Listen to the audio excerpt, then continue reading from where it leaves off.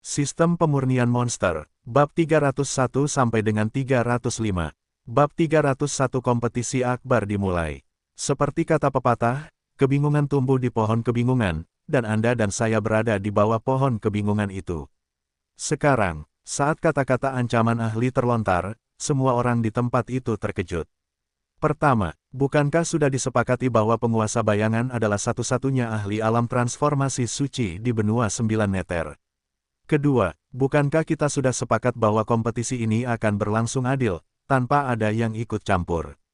Kemana perginya semangat Olimpiade? Hah, begitu Ali selesai berbicara, para dekan dari berbagai universitas di podium saling bertukar pandangan lebar penuh. Sebelumnya, Bao Zeng telah memanggil mereka. Diskusi tersebut berkisar pada kemungkinan seseorang mengganggu kompetisi dan merusak keadilannya. Mereka kemudian bekerja sama untuk memerintahkan orang tersebut. Tetapi, orang yang dimaksud Bao Qingtian saat itu adalah Zukong. Dia berada di alam Sudo Suci. Meskipun mereka waspada terhadap kekuatan Zukong, dengan begitu banyak ahli di alam transformasi suci setengah langkah, ditambah ahli alam Tianyuan Puncak, mereka merasa masih memiliki peluang untuk menang melawan Zukong. Tapi sekarang semuanya benar-benar kacau. Zukong tidak berbicara, Ali, gadis muda yang tampak lembut ini, yang berbicara. Ah, apa yang lembutnya? Dia adalah ahli alam transformasi suci. Ini, perjanjian sebelumnya sudah tidak berlaku lagi. Apalagi Bao Zeng yang selalu menjunjung keadilan dan ketidakberpihakan, terbatuk di arena lalu memaksakan senyum kepada Ali. Dengan ketajaman penglihatannya, dia tentu saja bisa tahu bahwa ahli tidak sedang bercanda. Lalu, Bao Qingtian, yang sama sekali kehilangan harga dirinya, tertawa dan berkata, "Nona Ali, apa yang Anda katakan? Saya, Bao Qingtian, adalah penguasa lembah 9 neter, jadi saya memang memiliki kekuatan. Ketika saya pertama kali melihat teman saya Xia Fukun memasuki lembah 9 neter, saya merasakan ikatan batin yang kuat di dekatnya. Saya percaya bahwa Xia Fukun tidak akan mengalami cedera apapun dalam kompetisi. Jika dia sampai terluka, saya, Bao Qingtian, tidak akan mengeringkannya." Mendesis. Setelah Ali selesai berbicara, Bao Qingtian pun mengikuti dengan pernyataan serupa. Semua kontestan merasakan merinding di hati mereka. Maksudnya itu apa? Apakah itu berarti jika mereka menghadapi Xia Fukun, mereka bahkan tidak bisa bergerak dan hanya bisa membiarkan Xia Fukun menghancurkan mereka? Mendengar kata Bao Qingtian, Xia Fukun merasa geli sekaligus jengkel. Dia tidak pernah membayangkan semuanya akan berakhir seperti ini. Tidak jauh dari Xia Fukun, seorang pemuda memegang plat nomor dengan angka 3 di atasnya. Ekspresinya tampak ragu-ragu, plat nomor itu hampir hancur menjadi bubuk. Di dekatnya, para guru dan siswa dari sekolahnya menghela napas dan menamparkan bahunya. "Hei, Mengxi, jangan terlalu berpikir. Tidak ada keadilan di dunia ini. Akademi Odin entah bagaimana telah menemukan seorang ahli alam suci untuk mendukung mereka. Kita tidak bisa main-main dengan lawan seperti itu. Aku tahu kau ingin memenangkan kejuaraan, tetapi meskipun kau tidak memikirkan dirimu sendiri, kau harus mempertimbangkan semua orang, akademi, dan keluarga Liu di belakangmu." Mendengar apa yang dikatakan gurunya kepadanya, pemuda bernama Liu Mengqi itu tiba-tiba berbalik dan menatap Xia Fukun dengan saksama. "Aku menolak untuk menerima ini. Baik dari segi penampilan, temperamen, postur tubuh, atau kekuatan, aku jauh lebih unggul dari Xia Fukun ini. Bagaimana mungkin dia bisa mendapatkan pacar di alam transformasi suci? Bagaimana mungkin?" Menatap Liu Mengqi, yang meringkuk dan wajahnya gemetar. Para guru dan siswa di belakang mereka semuanya terkejut. "Wow, Liu Mengqi, apa yang kamu pikirkan?" Mereka mengira Liu Mengqi melakukan tindakan seperti ini karena merasa ada ketidakadilan. Bagaimanapun, Xia Fukun baru berada di puncak alam kekuatan ilahi, sementara Liu Mengqi berada di akhir alam asal surgawi. Ternyata, Liu Mengqi sedang memikirkan hal-hal ini pada saat seperti ini. Ini benar-benar bikin kecewa Gan. Sementara itu, Liu Mengqi bukan satu-satunya yang merasa kecewa di arena. Hampir semua peserta individu setuju, tidak ada yang ingin berhadapan dengan Xia Fukun. Bagaimanapun, ancaman dari Ali dan Bao Qingtian tidak dapat disangkal. Yang lebih ekstrim lagi, beberapa pihak bahkan telah menyatakan Xia Fukun sebagai juara kompetisi individu ini. Setelah gangguan mereda, kompetisi pun dimulai. Karena apa yang dikatakan Ali dan Bao Qingtian sebelumnya, tidak ada yang mau ditempatkan di grup yang sama dengan Xia Fukun. Sementara itu, Xia Fukun juga cukup puas. Lagi pula, tak seorang pun di seluruh tempat itu berani menatap Xia Fukun. Xia Fukun bersandar di kursinya, sebatang rokok digantung di lehernya, menonton pertandingan dengan ekspresi puas. Orang-orang di sekitarnya tercengang ketika melihat Xia Fukun dengan benda berasap di mulut. Lagi pula, tidak ada yang namanya rokok di benua 9 meter. Pak Kun, apakah barang ini benar-benar enak untuk dihisap? Chang Yuxuan berdiri di samping Xia Fukun, mengerutkan kening sambil menatap Xia Fukun. Dia adalah produsen rokok ini, bukan pengangkut barang dari alam. Namun jujur saja, setelah Xia Fukun mengatakan bahwa rokok itu untuk dihisap, bukan untuk dimakan, dia mencoba menghisap satu batang, tetapi tiba-tiba dia tersedak oleh seteguk besar rokok. Dia tidak suka rasa rokok itu. Tapi kenapa Xia Fukun terlihat begitu puas dengan dirinya sendiri? Aku tidak mengerti, aku benar-benar tidak mengerti. Oke. Chang kecil. Setelah mendengar kata-kata Chang Yuxuan, Xia Fukun menatap Chang Yuxuan dengan tenang dan terkumpul, matanya dipenuhi dengan perasaan akan perubahan yang terjadi. Saat Anda merokok, Anda tidak merokok karena rasanya, tetapi karena pengalamannya. Hanya setelah Anda mengalami lebih banyak hal, barulah Anda dapat menghargai kelezatan rokok ini. Chang Yuxuan, sejujurnya, dia mengagumi kemampuan Xia Fukun untuk melontarkan omongan kosong dengan wajah datar seperti itu. Apa artinya memiliki pengalaman? Saat ia menyantap makanan-makanan lezat itu, ia tidak menganggap ayam goreng dan hamburger yang disajikan buruk hanya karena ia tidak memiliki pengalaman. Pertandingan pertama adalah antara universitas tingkat atas dan universitas tingkat kedua. Semua orang terkejut ketika melihat para kontestan. Menurut pemikiran umum, peserta dari universitas-universitas ternama seharusnya jauh lebih kuat daripada peserta dari universitas-universitas kelas 2. Namun begitu mereka benar-benar berada di lapangan. Semua orang gempar. Kontestan dari universitas kelas 2, seorang pemuda dengan kuncir kecil, ternyata adalah seorang ahli alam asal surgawi tingkat lanjut. Sementara itu, kontestan dari universitas kelas 1 hanyalah seorang ahli alam asal surgawi tingkat awal. Sepertinya kualitas guru dan siswa di universitas papan atas ini tidak begitu bagus. Xia Fukun melihat situasi di atas panggung dan mengatakan sesuatu dengan santai. Sekolah kelas 2 itu bernama Akademi Abadi Kecil, dan itu juga salah satu sekolah yang ingin menjadi sekolah kelas 1 kali ini. Di belakang Xia Fukun, Hou Feiyu memegang sebuah buklet yang berisi informasi tentang berbagai perguruan tinggi dan universitas. Pada saat itu, Hou Feiyu sedang menjelaskan isi buklet tersebut kepada Xia Fukun. Oh, jadi itu berarti kita juga salah satu target mereka. Xia Fukun menambahkan mata ke arah gadis berambut kuncir kuda di lapangan dan berkata sambil tersenyum tipis. Bab 302 Bentrokan Para Jenius. Seharusnya sudah selesai. Ketika Hou Feiyu melihat ekspresi Xia Fukun, tanpa sadar ia mulai meremehkan gadis dengan kuncir kecil itu. Pada saat itulah kedua kontestan saling membungkuk, dan setelah wasit dari Nine Nether Valley mengumumkan dimulainya pertandingan, ekspresi kontestan dari universitas papan atas itu menjadi serius. Lagi pula, lawannya jauh lebih kuat darinya. Gadis dengan kuncir kecil itu tampak santai dan riang. Gadis dengan kuncir kecil ini pasti sangat cakap, dia mungkin lawan yang tangguh bagimu. Melihat ekspresi si rambut kuncir kecil itu, Hou Feiyu langsung mengingatkan Xia Fukun. Kebaikan, Xia Fukun mengangguk, tetapi muncul tanpa sadar ke sisi lain arena, tempat Akademi 9 Nether berada. Di sana, di samping seorang lelaki tua berjanggut berkulit putih, duduk seorang pemuda berpakaian hitam, dengan ekspresi dingin dan tegas di wajahnya. Entah kenapa, Xia Fukun merasa bahwa gadis dengan kuncir kecil itu mungkin bukan tandingan bagi pemuda berbaju hitam itu. Pemuda berbaju hitam itu bisa jadi saingan terbesarnya. Ayolah, ku dengar kau jenius dari Harvard. Coba lihat apa yang begitu istimewa tentang Harvard. Gadis dengan rambut dikuncir kuda itu menatap pemuda di hadapannya dan memudar. Lengkungan yang naik ke atas seolah mengandung sedikit izin. Pemuda itu, yang ia sebut sebagai seorang jenius dari Akademi Harvard dan seorang yang berkuasa di tahap awal alam asal surgawi, menggertakkan giginya. Kemudian, ia dengan cepat membentuk segel tangan di depannya. Aku pernah mendengar tentangmu. Kau Wang Sichong, si jenius yang diklaim oleh Akademi Little Immortal sebagai salah satu dari 100 tahun yang lalu. Tapi kita semua jenius, jadi kau agak kurang terbuka. Saat mahasiswa Harvard itu menyelesaikan ucapannya dengan dingin, segel tangan di depan tangan mulai terbentuk. Cahaya menyeramkan terpancar dari hadapannya. Cahaya tampak ini sepertinya mampu melenyapkan pikiran semua orang. Begitu muncul, banyak kontestan yang lebih lemah merasa pusing dan kehilangan orientasi.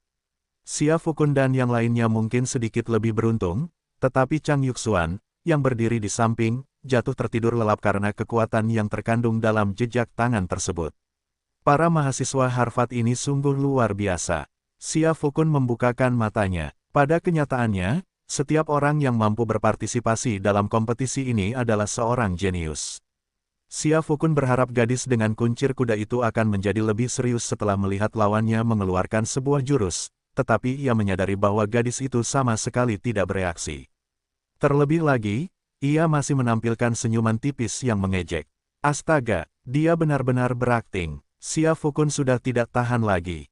Dia selalu menjadi orang yang pamer di depan orang lain, tetapi hari ini gadis kecil berambut kuncir kuda ini benar-benar berhasil mempermalukannya. Sejujurnya, dia juga ingin melihat apa yang mampu dilakukan gadis kecil berambut kuncir kuda ini, Wang Xichong. Tak lama kemudian, energi di tangan jenius Harvard itu sepenuhnya terbentuk. Dengan gemuruh, cahaya hijau menyeramkan di tangan langsung dilemparkan ke arah Little Ponytail. Cahaya hijau itu memancarkan suara siulan di udara, seolah-olah akan merobek ruang angkasa. Xia Fukun tidak berkuasa menahan diri untuk tidak mengerutkan kening. Jenius dari Akademi Harvard ini jelas bukan yang terkuat di antara mereka yang datang untuk berpartisipasi kali ini. Namun, dengan kekuatan alam asal surgawi tahap awal saja, teknik bela diri yang mampu ia lepaskan sudah keyakinan serangan penuh dari menguasai alam asal surgawi tahap akhir. Menurut Xia Fukun, kecuali jika Wang Xichong yang berambut kuncir kuda kecil ini memiliki kartu truf, dia tidak akan mampu menahan serangan dari jenius Akademi Harvard ini. Tetapi, tepat ketika semua orang mengira Wang Xichong sudah tamat dan tidak bisa melawan balik, senyum di bibir Wang Xichong semakin lebar. Kuncir kecil di belakang kepalanya tiba-tiba berdiri tegak. Heh, kalau hanya segitu kemampuanmu, ya jangan repot-repot ikut berpartisipasi. Apa? Si jenius Harvard tidak pernah membayangkan bahwa Wang Xichong akan begitu meremehkannya setelah ia mengerahkan seluruh kemampuannya. Bukankah ini tidak sopan? Namun, sebelum dia sempat membantah Wang Xichong dan membiarkan menerima pukulan sebelum membual, sesosok bayangan perlahan muncul di hadapan Wang Xichong. Saat sosok itu muncul, suara gemuruh keras menggema di seluruh stadion. Astaga, gadis dengan kuncir kuda ini ternyata seorang memanggil roh. Selain Xia Fukun, Hou Feiyu berseru kaget. Selain itu, bukan hanya itu saja. Dilihat dari penglihatan Xia Fukun, binatang buas yang dipanggil oleh Wang Xichong berambut kuncir kecil yang perlahan muncul itu setidaknya memiliki kekuatan puncak peringkat 9.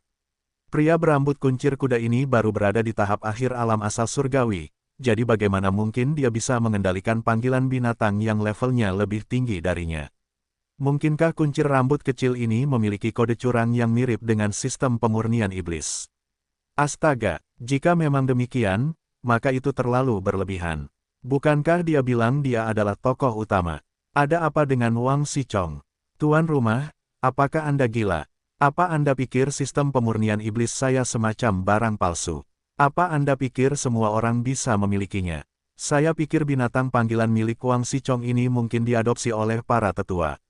Dia hanya bisa menggunakannya setelah mencapai alam asal surgawi. Saat Xia Fukun sedang melamun, sistem pemurnian iblis berbicara dalam pikirannya.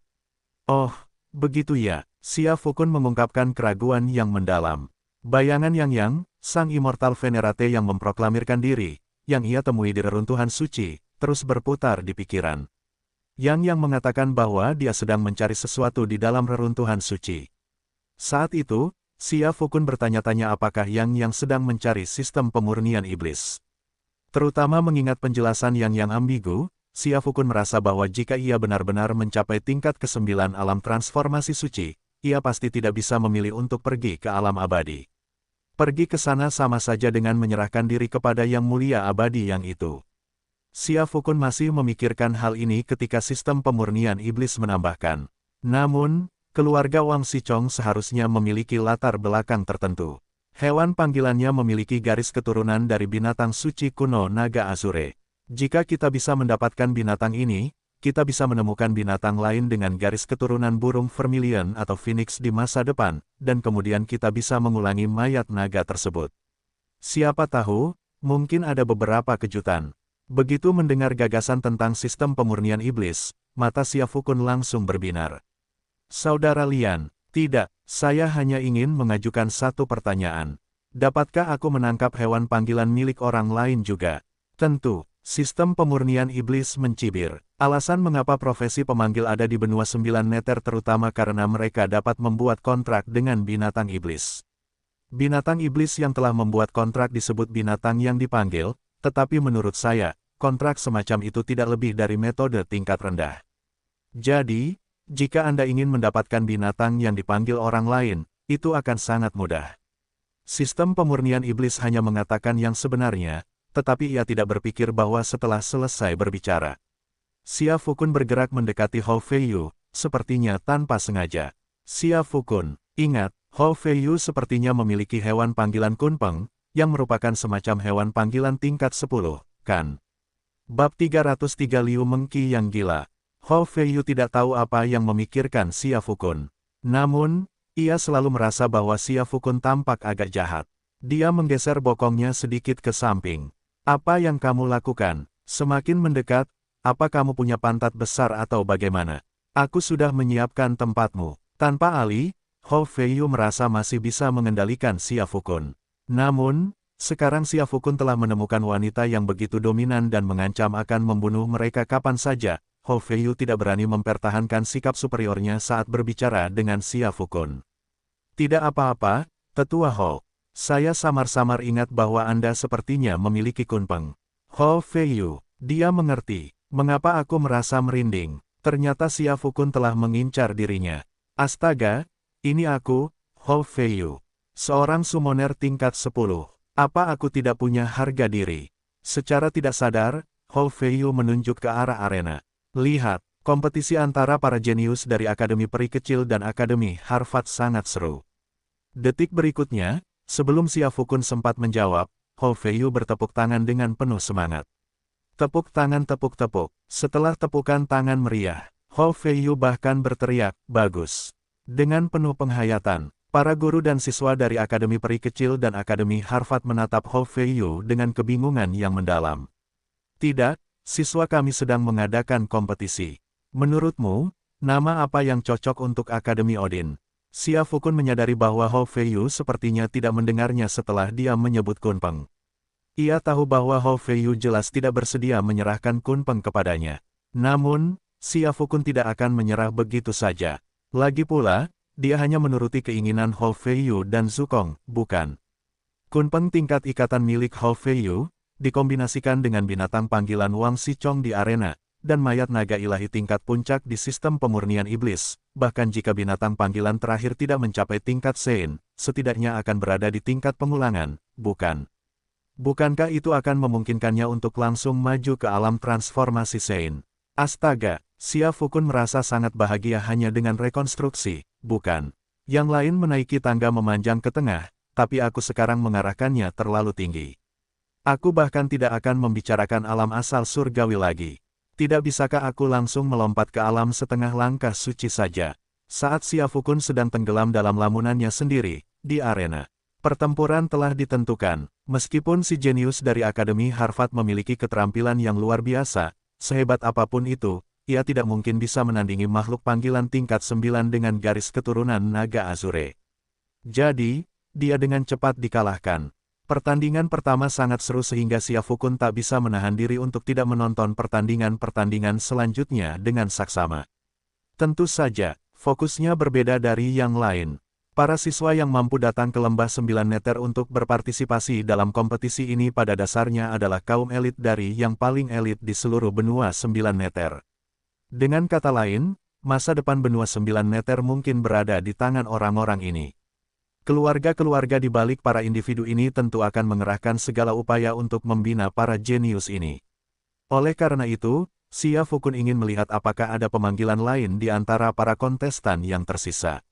Mungkin pemanggil lain juga memiliki hewan panggilan yang berharga bukan? Xia Fukun awalnya bermaksud menggunakan kompetisi ini untuk menguji kekuatan dan melihat level lawan seperti apa yang bisa ia kalahkan tanpa menyewa hewan panggilan tingkat tinggi. Namun kini, pikiran Xia Fukun telah berubah. Dia memutuskan, mari kita hancurkan para jenius ini. Xia Fukun berencana untuk merebut wadah spasial para jenius bela diri itu dan menukarkannya dengan titik konservasi. Xia Fukun berencana mencuri hewan panggilan milik para pemanggil jenius itu untuk mendapatkan bahan-bahan guna mencerahkan hewan panggilannya sendiri. Apa yang awalnya merupakan kompetisi serius dan sungguh-sungguh berubah arah secara unik setelah Xia Fukun berubah pikiran. Namun, pertandingan kedua tidak memberikan kejutan yang menyenangkan bagi Xia Fukun. Pertandingan kedua adalah persaingan antara dua perguruan tinggi kelas 2. Akademi kedua kelas 2 ini cukup buruk. Semua peserta berada di puncak alam kekuatan ilahi, dan mereka semua adalah ahli bela diri, tidak satu pun yang merupakan panggilan. Menyaksikan mereka mengeluarkan berbagai keterampilan mereka, mengubah seluruh arena menjadi kaleidoskop warna, Xia Fukun tak kuasa menahan rasa menguap. Mengapa pertandingan yang tidak berarti ini tidak bisa segera berakhir? Xia Fukun mungkin memiliki ide ini, tapi itu tidak berarti kedua orang di atas panggung memiliki ide yang sama. Kedua orang ini termasuk yang terlemah di antara semua kontestan. Jadi, sudah takdir bahwa mereka dipasangkan bersama. Semakin sering mereka bertengkar, semakin besar pula rasa saling menghormati yang mereka rasakan. Akhirnya, yang membuat semua orang takjub, kedua orang di atas panggung itu menunjuk ke langit dan bersumpah untuk menjadi saudara angkat. Jujur saja, ini mengejutkan semua orang. Apalagi Xia Fukun hampir menjatuhkan puntung rokok dari mulut. Apakah benar-benar ada taktik gila seperti itu? Xia Fukun melirik Hou Feiyu, dan 3 garis hitam tipis muncul di dahi Hou Feiyu. Kenapa kau melihatnya? Dia bukan guru asli di Akademi Odin, dan ini pertama kalinya dia berpartisipasi dalam kompetisi yang disebut-sebut ini. Sekarang, silakan undang para kontestan dari grup ketiga untuk naik ke panggung. Mengenai 2 kontestan di grup kedua, Bao Qingtian merasa mereka terlalu mengecewakan, jadi dia langsung mengeliminasi keduanya. Tepat pada saat itu, wasit di atas panggung memanggil para kontestan dari grup ketiga untuk maju. Xia Fukun berdiri dan mencium badannya. Pada saat itulah ia muncul setajam ular berbisa menyalakannya. Xia Fukun menoleh dan melihat Liu Mengqi dari Akademi King Feng menatap dengan saksama.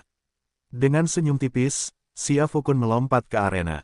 Sejujurnya, meskipun Liu Mengqi adalah seorang ahli yang hebat di alam asal surgawi, setelah Xia Fukun berubah pikiran, nasibnya menjadi tragis. Saat Xia Fukun naik ke panggung, Liu Mengqi juga ikut melompat ke panggung. Di belakangnya, para guru dan siswa Akademi King Feng berteriak dengan lantang.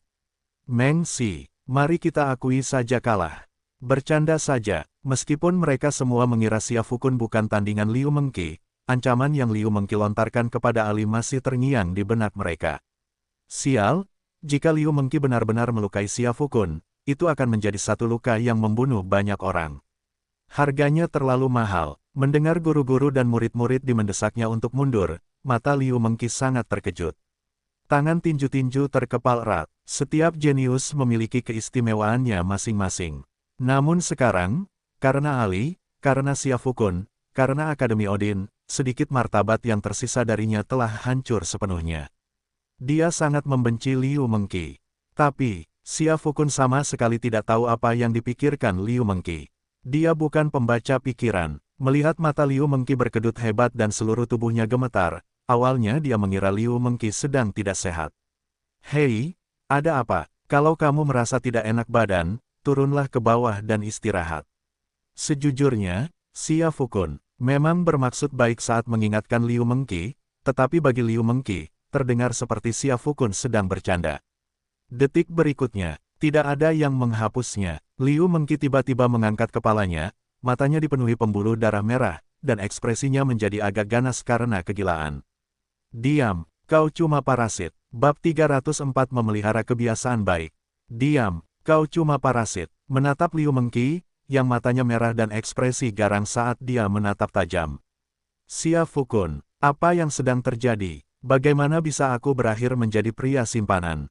Hanya Tuhan yang tahu betapa kerasnya Xia Fukun bekerja setelah tiba di benua 9 meter. Bahkan di dalam Akademi Odin, beberapa orang mulai memberi Xia Fukun julukan pemanen berjalan. Tetapi, Xia Fukun sudah mengerahkan begitu banyak usaha. Hasil, si Liu Mengki sialan itu malah menuduhnya sebagai gigolo. Dia merampas semua hasil jerih payahnya. Menurutmu Xia Fukun bisa menoleransi ini? Bisakah dia menoleransinya? Hah, apa yang mengira aku ini pria simpanan? Xia Fukun juga marah. Bagaimana dia bisa mengatakan hal-hal yang keterlaluan seperti itu? Dia menatap Liu Mengki dengan tajam dan bertanya dengan marah. Heh, seandainya wanita itu tidak mengatakan bahwa tidak ada yang boleh menyentuhmu, apakah kau akan menjadi pasanganku? Liu Mengki menatap Xia Fukun dengan dingin dan berkata dengan sedikit nada sarkasme. Oke, Xia Fukun memberi isyarat, OJBK. Karena kau bilang aku sepenuhnya bergantung pada Ali, maka tidak masalah. Silakan serang tanpa ragu. Bahkan jika kau membunuhku, aku jamin kau akan baik-baik saja. Bagaimana? Benar-benar, mata Liu Mengki berbinar. Namun kemudian ia merasa bahwa apa yang dikatakan Xia Fukun agak tidak dapat dipercaya. Jika dia benar-benar memukulinya hingga mati, bagaimana mungkin Ali tidak meminta pertanggungjawabannya? Tetapi, Liu Mengki membengkokkan lagi. Aku tidak terlalu tampan, kan? Bagaimana jika Ali melihat aku membunuh Xia Fukun, lalu, melihat betapa tampannya aku, datang dan memelukku? Lalu, pikiran itu membuat mata Liu Mengki berbinar. Astaga, itu artinya makam leluhur mereka mengeluarkan pertanda baik.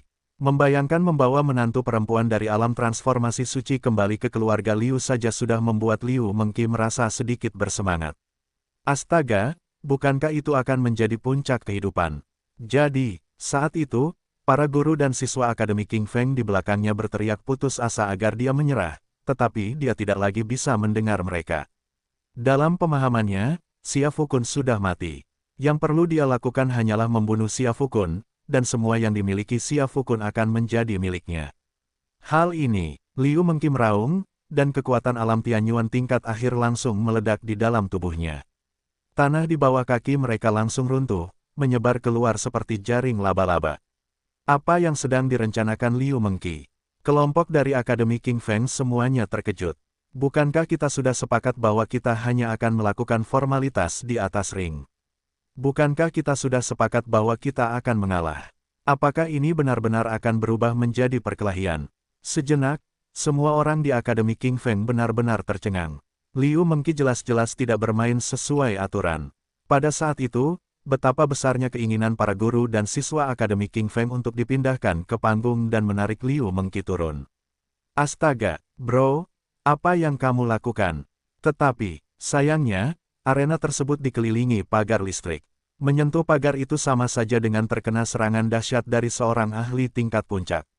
Para guru dan siswa tidak berani mengambil risiko tersebut. Dan di podium, Dekan Akademi King Feng juga memutar ke arah Ali saat ini. Ia melihat murid mata Ali sedikit menyempit. Jantungnya pun ikut berdebar. Astaga, ada apa dengan Liu Mengki ini? Tanpa disadari, bahkan Dekan Akademi King Feng pun mulai mengumpat dalam hati. Dan saat ini, di arena, Xia Fukun menatap Liu Mengki, yang mengalir ke arahnya dengan ekspresi ganas. Senyum dingin tersungging di sudut mulut. Segera setelah itu, serangan Liu Mengki bahkan belum mendarat. Dua sosok muncul seketika di hadapan Xia Fukun. Pria ini, meskipun mereka tahu Xia Fukun memiliki beberapa panggilan binatang dengan tingkatan lebih tinggi darinya, Zukong dan yang lainnya tidak menyangka Xia Fukun akan memanggil binatang-binatangnya secepat itu. Ketika Ali melihat bahwa Xia Fukun benar-benar memanggil dua binatang buas tingkat puncak ke-9, matanya berbinar tanpa alasan yang jelas. Dia tahu Xia Fukun bukanlah orang biasa. Mungkinkah biasakah manusia yang memiliki garis keturunan naga emas bercakar 5? Tetapi, dia tidak pernah menyangka Xia Fukun punya rencana cadangan seperti itu. Memanggil dua monster panggilan tingkat 9 puncak secara langsung pasti akan membuat Xia Fukun tak terkalahkan. Dan di bawah cincin itu, Wang Xichong, yang sedang beristirahat setelah pertandingan, juga tercengang. Dia berpikir bahwa dengan panggilan hewan tingkat 9 yang telah diadopsi oleh anggota senior keluarganya, dia seharusnya dapat memenangkan kompetisi dengan mudah. Namun, dia tidak menyangka bahwa Xia Fukun bahkan lebih luar biasa darinya. Dengan satu gerakan, mereka menjatuhkan dua lawan sekaligus. Tapi hal yang paling mengejutkan, tidak ada orang yang lebih cocok selain Liu Mengki. Astaga, Dia baru saja berpikir, bagaimana Xia Fukun bisa menghadapinya tanpa perlindungan ahli. Saat itu, dia menganggap Xia Fukun benar-benar idiot. Tapi sekarang malah terlihat seperti dialah yang idiot. Ini benar-benar tidak masuk akal. Sekalipun Xia Fukun adalah seorang pemanggil, dia tidak mungkin bisa memanggil dua makhluk panggilan tingkat 9 puncak yang melampaui levelnya, kan? Membingungkan. Saya benar-benar bingung. Aku tidak pernah menyangka ini. Pada saat itu, sudah terlambat bagi Liu Mengqi untuk menghindar. Kedua makhluk panggilan tingkat 9 teratas itu jauh lebih unggul darinya dalam hal kecepatan dan kekuatan. Hampir dalam sekejap mata, dua kepala yang mengerikan dan menakutkan muncul di hadapan Liu Mengqi. Kau bilang aku seorang gigolo. Itu karena kamu tidak mengenalku, kamu tidak mengerti aku.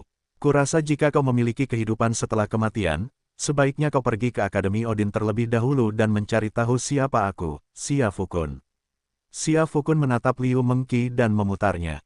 Di mata Liu Mengqi, senyuman itu lebih menakutkan daripada iblis.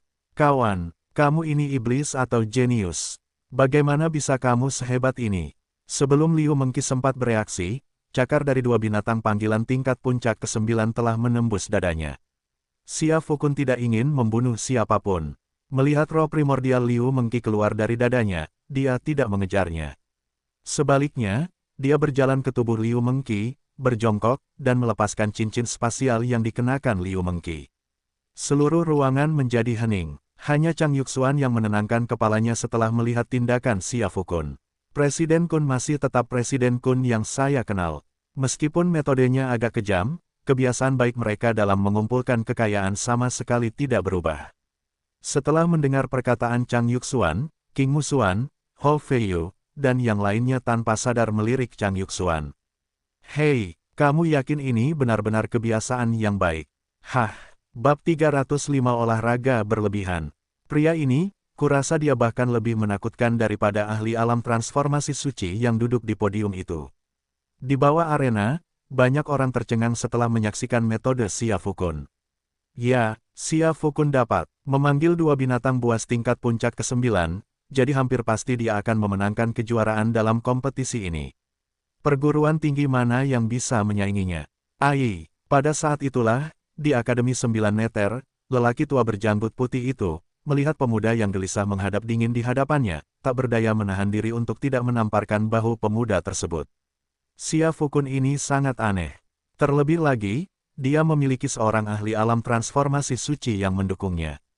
Kita tidak boleh bertindak gegabah. Jika kita benar-benar harus menghadapinya, kita bisa menyerah saja. Setelah mendengar kata-kata lelaki tua itu, pemuda bernama Ai terdiam sejenak. Lalu ia menoleh, menatap lelaki tua itu dengan ekspresi bingung. Guru, bukankah semangat pantang menyerah ini adalah sesuatu yang Anda ajarkan kepada saya? Memukul, pria tua berjanggut putih itu menamparkan pemuda itu dengan keras di dahi. Jam berapa sekarang? Kenapa kau masih saja memberiku nasihat, jangan pernah menyerah, yang tidak masuk akal ini? Tidakkah kau melihat cara Xia Fukun? Aku akui, mungkin tidak banyak orang di alam Tianyuan yang bisa menandingimu. Tapi bagaimana jika itu dua binatang panggilan 9 puncak? Kurasa kau tidak punya banyak peluang untuk menang. Terlebih lagi, bahkan jika kau mengalahkan Xia Fukun, itu pasti akan menjadi kemenangan semu, dan kalian berdua akan terluka parah. Bagaimana jika wanita di platform itu mencapai? Pada saat itu, keluarga Yi di belakangmu, termasuk Akademi 9 Neter kita, semuanya akan berada dalam masalah besar. Setelah mendengar kata-kata lelaki tua itu, pemuda itu menjepitnya. Pada saat itu juga, Xia Fukun turun dari panggung. Setelah wasit membersihkan panggung, ia mengumumkan kemenangan Xia Fukun dan kemudian memanggil para peserta untuk grup pertandingan keempat ke panggung. Dan Ai ini kebetulan menjadi peserta di grup keempat. Dia dan Xia Fukun hampir berpapasan tanpa sengaja. Keduanya tidak saling memandang, hanya bertukar pandangan dari sudut mata mereka. Setelah Xia Fukun kembali ke tempat duduknya, dia kemudian bertanya kepada Hou Feiyu. Tetua Hou, apa latar belakang kontestan dari Akademi 9 Neter itu? Setelah mendengar pertanyaan Xia Fukun, Hou Feiyu segera membuka buku kecil di tangannya. Yi Tianyi, laki-laki, 23 tahun. Seorang ahli bela diri di puncak alam Tianyuan. Menurut buku kecil itu, dia praktis tak terpecahkan di dalam alam Tianyuan. Apakah tak terpecahkan di alam asal surgawi? Setelah mendengar ucapan Hou Feiyu, Xia Fukun menjilat bibirnya dan menatap Yi Tianyi lagi. Ya benar, Yi Tianyi ini memang lebih merepotkan daripada Wang Xichong yang dulu. Tetapi, jika Xia Fukun sebelumnya tidak berencana menyewa panggilan binatang tingkat tinggi dari sistem pemurnian iblis, dia mungkin tidak akan mampu melakukan apapun terhadap Yi Tianyi. Tetapi sekarang setelah dia berubah pikiran, Yi Tianyi ditakdirkan untuk tidak menjadi tandingannya. Seperti yang dikatakan Hou Feiyu, Yi Tianyi dari Akademi Jiuyu adalah seorang jenius di antara para jenius. Ketika lawannya menyadari bahwa lawannya adalah Yi Tianyi, wajahnya langsung pucat pasi. Seluruh pertandingan berlangsung kurang dari 2 menit sebelum berakhir. Saat Yi Tianyi turun dari panggung, muncul langsung di Xia Fukun. Sejujurnya, saat Yi Tianyi dan Xia Fukun bertatap muka, semua orang di tempat acara menahan napas dan berkeringat dingin. Bagaimanapun, ada preseden yang ditetapkan oleh Liu Mengqi. Jika Yi Tianyi memprovokasi Xia Fukun lagi, apakah mereka masih bisa, atau bahkan ingin bersama? Karena Yi Tianyi melakukan kontak mata dengan Xia Fukun. Jadi, yang lain mungkin tidak menyadarinya. Saat Yi Tianyi dan Xia Fukun bertatap muka, keduanya memancarkan semangat bertarung. Hanya, Yi Tianyi tampak lebih serius, sementara Xia Fukun tampak santai. Lagi pula, Xia Fukun memiliki kode curang seperti sistem pemurnian iblis. Karena Yi Tianyi adalah ancaman terbesar dalam pikirannya, Xia Fukun tidak terlalu serius menonton beberapa pertandingan berikutnya. Kompetisi hari ini telah berakhir. Rencana awalnya adalah memilih 10 kontestan terbaik. Namun, karena kejadian di mana kelompok kontestan kedua dieliminasi karena membentuk rahasia persaudaraan, hanya 9 kontestan yang lolos ke babak selanjutnya. Ini berarti satu posisi akan kosong. Rencana Bao Qingtian adalah memberikan posisi ini kepada Xia Fukun, sehingga Xia Fukun mendapat jatah istirahat. Lagi pula, mungkin tidak ada seorang pun di lapangan yang ingin menghadapi Xia Fukun saat ini. Namun begitu ia mengutarakan idenya, Xia Fukun dari Akademi Odin langsung mengangkat tangannya sebagai tanda persetujuan. Aku tidak akan menerimanya. Aku ingin berpartisipasi di setiap pertandingan. Xia Fukun berbicara dengan kemarahan yang begitu membara sehingga bahkan Bao Zeng, seorang hakim terkenal dalam sejarah Tiongkok pun tidak bisa menolaknya. Namun bagi 8 kontestan lainnya, kata-kata ini bagaikan petir yang menyambar. Kawan, kamu memang pembuat onar, apa salahnya melewatkan satu ronde? Apa kamu harus merusak hidup orang lain? Tidak ada yang bisa dilakukan Bao Qingtian, dia tidak berani menentang keinginan Xia Fukun. Bagaimanapun, melawan Xia Fukun sama saja dengan tidak langsung melawan Ali. Dia mungkin tidak takut menghadapi Xia Fukun, tetapi ketika berhadapan dengan Ali, dia bahkan tidak mampu mengumpulkan keinginan sekecil apapun untuk melawan.